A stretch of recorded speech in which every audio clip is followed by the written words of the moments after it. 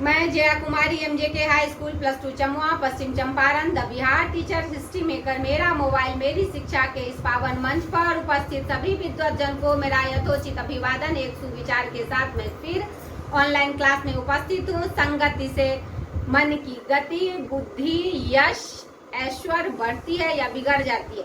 अर्थात अगर संगति अच्छी होगी तो ये सब चीजें बढ़ेंगी, संगति गड़बड़ होगी तो उनमें गिरावट आएंगी। इसीलिए संगति हमें हमेशा अच्छे लोगों के साथ करना चाहिए। बढ़ते हैं हम अपने विज्ञान विषय के तरफ और हमारा चैप्टर चल रहा है जीवों में विविधता, जिसमें हम पढ़ रहे हैं उपजगत क्रिप्टोगेम्स। क्रिप्टोगेम्स के अंतर्गत हमने पढ़ा क्रिप्टोगेम्स के 3 विभाग तो हुए, थैलोफाइटा, ब्रायोफाइटा, टेरिडोफाइटा।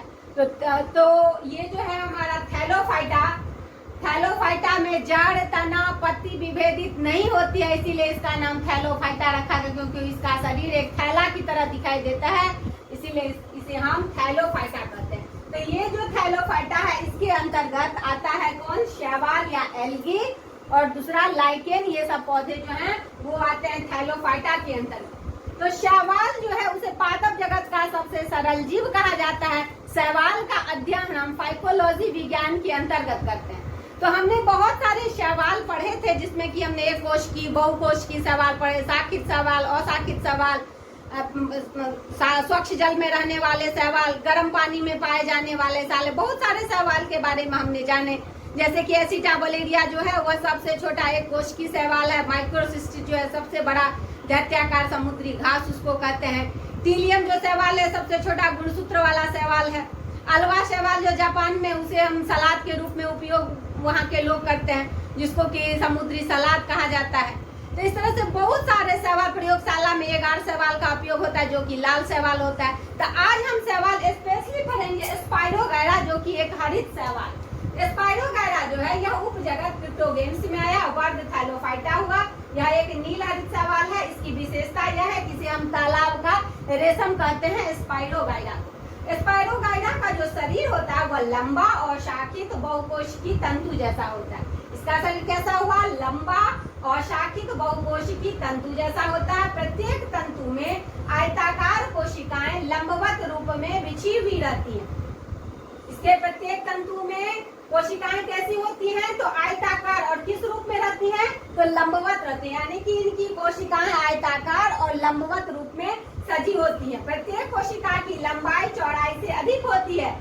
प्रत्येक कोशिका की जो लंबाई है वह चौड़ाई से अधिक होती है। इनकी कोशिका भित्ति 2 दीवारों की बनी होती है।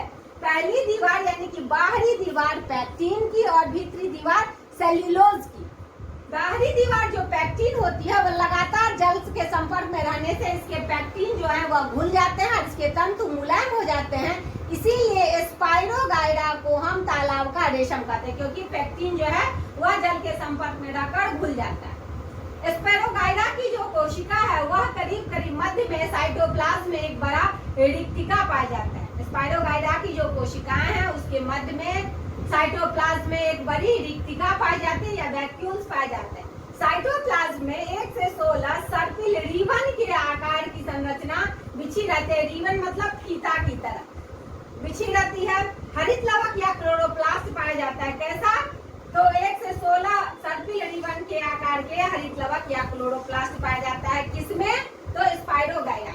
प्रत्येक क्लोरोप्लास्ट में दाने की तरह पैरेनाइड सजा रहता है।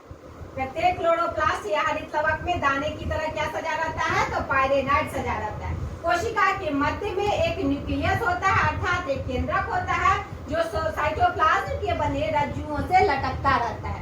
कोशिका के मध्य में जो न्यूक्लियस होता है, जो केंद्रक होता है, वह कहाँ लटकते रहता है? तो साइटोप्लाज्म के बने रज्जुओं से लटकता रहता है।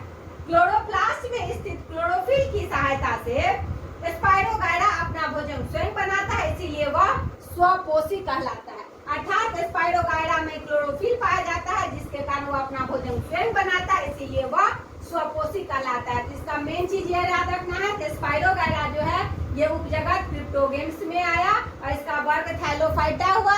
इसे हम क्या कहते हैं? तालाब का रेशम कहते हैं। बहुत सारे हमने शैवाल के बारे में पढ़े हैं और फिर अगला वीडियो में हम फिर और जानकारी लेंगे इस विषय से संबंधित जीवों में विविधता से। तब तक के लिए धन्यवाद।